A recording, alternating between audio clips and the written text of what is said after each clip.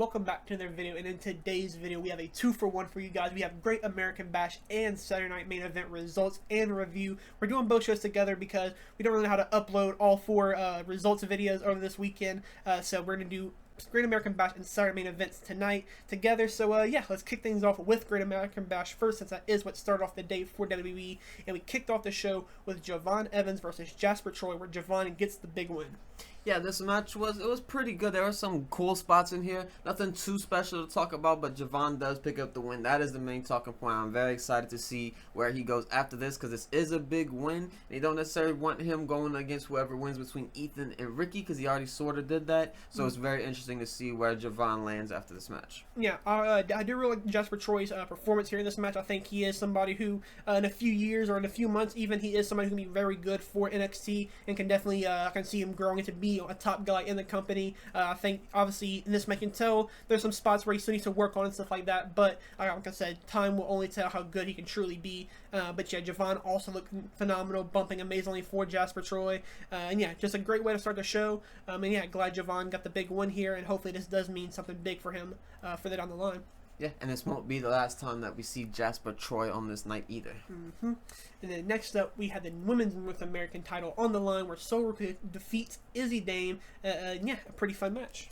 Yeah, unfortunately, this match disappointed me just a little bit. I was pretty excited for this match going into it. I really love Sol Ruca, and Izzy Dame is someone who's had really good matches, but hasn't necessarily had the spotlight on those matches to really showcase to the world. And this was kind of that big chance, but unfortunately, it just didn't really come together. At least for me, there's a lot of very fun spots. It wasn't bad by any means, but it was just a little bit botchy on Sol Ruca's part. Unfortunately, she went for a lot of kind of crazy, unique moves, and it didn't really land. She was landing kind of awkwardly, scaring me a lot of the times during the match, and I'm sure a lot of the crowd and everyone involved as well. But yeah, it was a little bit botchy throughout this match, but I feel like towards the end, the last 2-3 minutes of the match, they really picked it up, and it stepped up their game a little bit. But it was just a little bit disappointing, but I am happy with the result. I like that Sol Ruca won. I like Tatum Paxley's kind of involvement that she has, as well as Zarya, who got a big spear on Tatum Paxley at one point during the match. But yeah, this was a fun one. Yeah, I really like the improvement from Izzy Dame over the past few months as well. Ever since she's kind of been getting more time on NXT and on the PLEs, she's definitely improved a ton. And yeah, obviously she comes up short here versus Sol Ruca. But yeah, Sol Ruca's on top of her game. Like you said, she had a few mishaps. But yeah, I think it's still a pretty solid match. And obviously Sol Ruca has a busy week this week. She wrestled on SmackDown, she wrestled tonight, and then we also see her tomorrow on Evolution as well. So yeah, hopefully this isn't the best we've seen of Sol Ruca, because tomorrow she has a big tag team match as well. But yeah, next up though, we had the Men's North American Champion on the line in a Falls Count Anywhere, where Ethan Page comes out on top and defeats Ricky Saints. Yeah, this match was honestly my favorite match of the night. They absolutely crushed this. Usually, you know, it's kind of weird because I watched this after watching All In, and we just seen this kind of bloodbath of a match with Moxley and Hangman, and it was obviously a very different hardcore match than WWE would ever do. But under those WWE kind of rules that they have, I feel like they went amazing with this. They did a really good job at making you believe that they are absolutely just crushing each other out there in this ring and outside of the ring.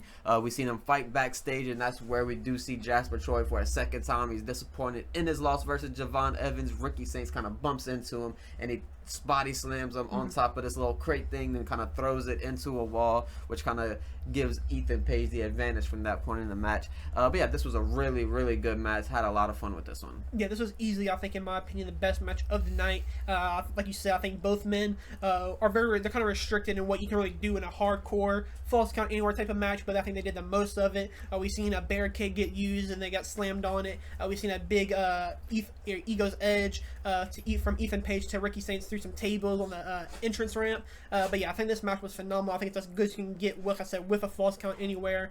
And yeah, they definitely delivered. Glad Ethan Page did win. I kind of did wish he kind of lost. Maybe that would have been the start to his call-up, but maybe this means a Ricky Saints call-up potentially. But yeah, either way, I think both men are definitely doing pretty well in NXT, and definitely have big things looking forward for both of them. Yeah, for sure. Ethan Page is looking like a mega star. He's looking like someone who's going to go on to that main roster and will hold gold at some point. But yeah, very excited for their futures. And then next up, we had the TNA World Title contract signing between Joe Hendry, Trick Williams, and Mike Santana. This is kind of your run-of-the-mill contract signing. All three men kind of had their moment.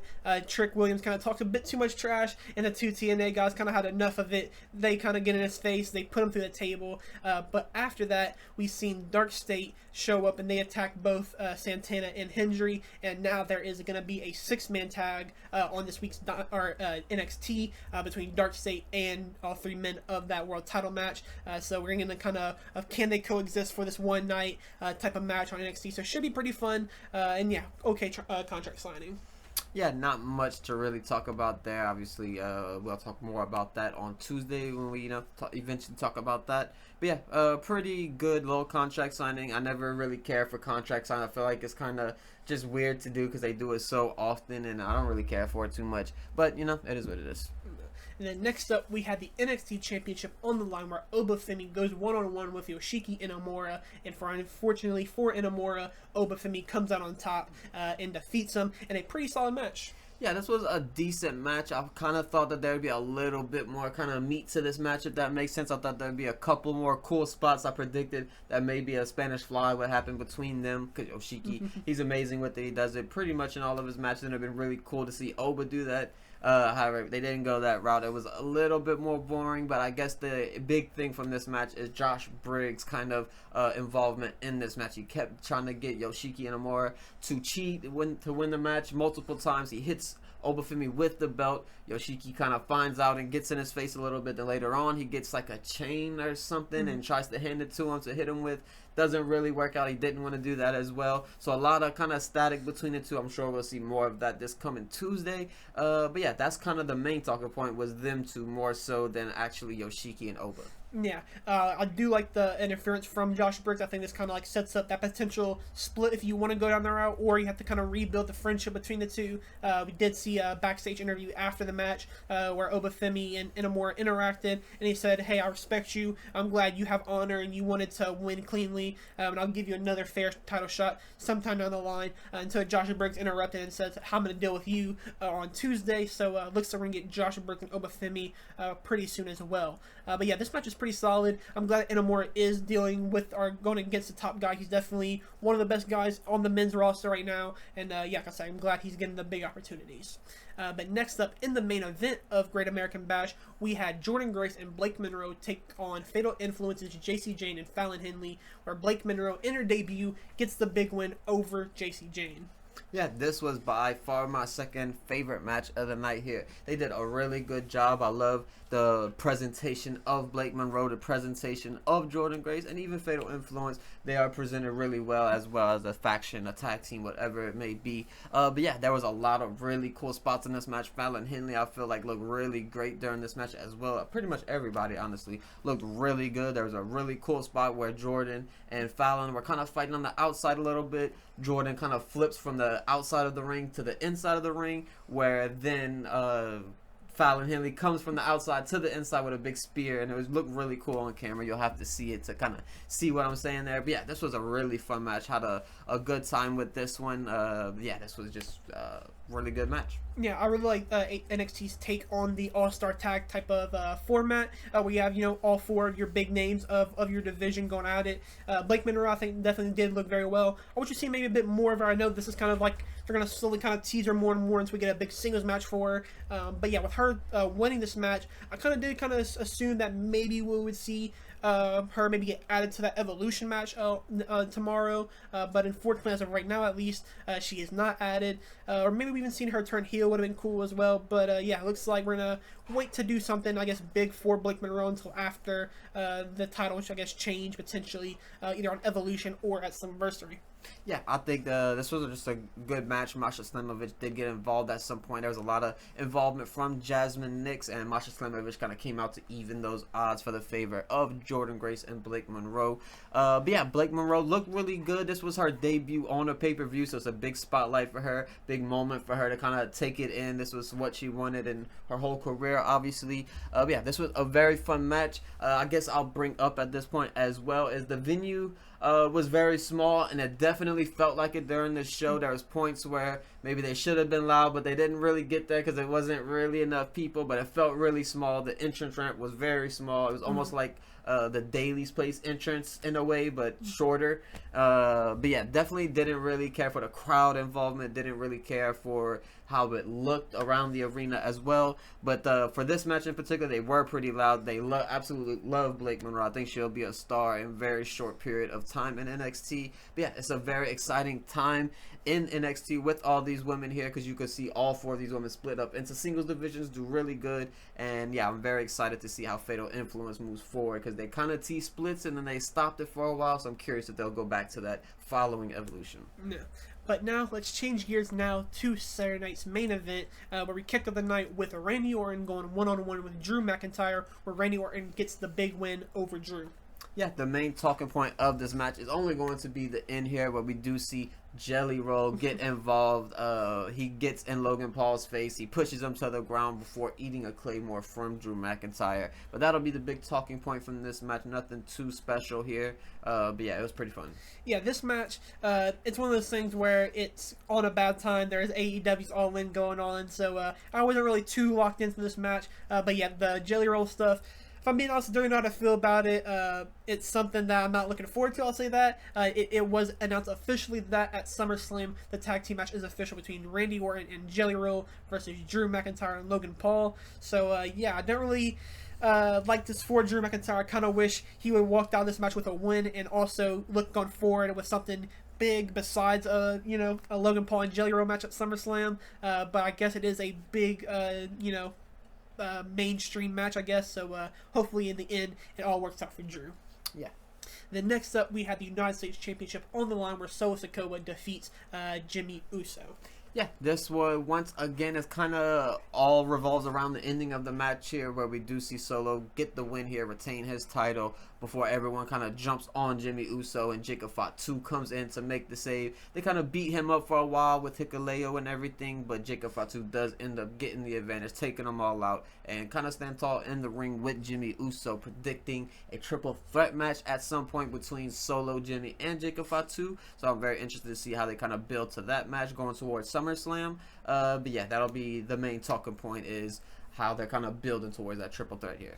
Yeah, the stuff between the Solo Sikoa bloodline, United States champion kind of feud is going on, is something that is unfortunately something we're going to kind of have to stick with. But hopefully, like I said, it just doesn't last too long, and hopefully Jimmy Fatu either gets the belt back or even Jimmy gets the belt. We kind of start splitting away from bloodline versus bloodline. I feel like it's kind of getting to that point where we need to start kind of branching out. We have a lot of good talent on SmackDown, so let's kind of get to use them a bit more. But next up, though, we had LA Knight defeat Seth Rollins, and unfortunately for Seth Rollins, he might have injured himself at the end of this match, but overall, what do you think about it? Yeah, we see Seth Rollins go for his springboard off of the middle rope, and unfortunately it does look like he might have landed a little bit awkwardly on his injured knee that he's kind of relatively had problems with throughout his whole career, basically. But yeah, hopefully he's okay and everything's all right with that. But the match was decent. The ending was very abrupt because of the injury. We see him kind of tell the doctor, like, hey, I'm ready to go, I can finish the match, and then it kind of leads right into a BFT going towards the ending. So hopefully he's okay. Maybe it's some work, hopefully it is, but unfortunately it does not look like that. Yeah, obviously, like I said, if it is a Seth Rollins injury, that obviously is going to shake up a lot of things, because he is kind of a big focal point of what Raw is right now. So if that is the case, obviously hope Seth gets better. Obviously don't rush things, because that is something that kind of seems like something that has happened in times where I wish wrestlers kind of maybe took that time, even if it is for an extended period of time. And unfortunately, I just hope guys just take that full care of their body, because they definitely need it, because wrestling is nothing that is to joke about. So yeah, hope Seth Rollins gets better, but I guess a big one here for LA Knight under weird circumstances. Yeah. But next up in the main event, we had the World Heavyweight Champion match in Goldberg's retirement, where Goldberg tried to get it versus Gunther, but unfortunately for Goldberg, he ends his career with a loss, where Gunther retains.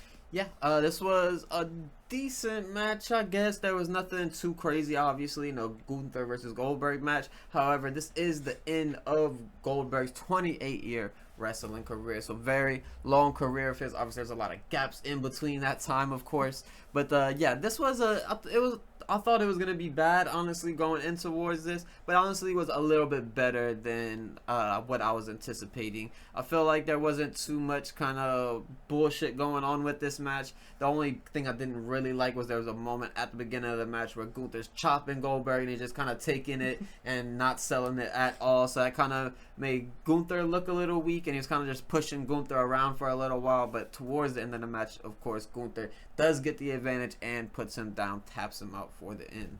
Yeah, this match, like I said, I didn't know what to expect really from it. I won't say it's a bad match by any means, but yeah, it kind of is what it is. It's a Gunther Goldberg match in 2025. I'm glad that Gunther obviously won. He definitely shouldn't have lost the match by any means. But now, hopefully, going into SummerSlam, we get something big for Gunther. Because after the match with McAfee, now the match with Goldberg, hopefully we get some big things for Gunther, because he's one of the best and to definitely be treated as one of the best in the company. So, yeah, unfortunately for Goldberg, goes out on an L, but it seems like he's happy with everything. He had a big speech after the match. So, yeah, hopefully he's all good and he's happy with how his career has ended. And, yeah, it is a great career for Goldberg, truly an icon of the wrestling industry, and yeah, definitely won't be forgotten. Yeah, like you mentioned, hopefully Gunther moves on more towards that main event picture and actually starts interacting with those main event people. I'd love to see him versus CM Punk, and there's a lot of directions you could go with Gunther because he is just that good. But yeah, very cool night. Obviously, at least for me, the main talking point of this night is going to go to AEW and their show. But this was a good night of WWE as well. I know a lot of people might drag it for whatever reason, but I did have a good time watching Great American Bash and as well as Saturday Night's Main Event. Yeah.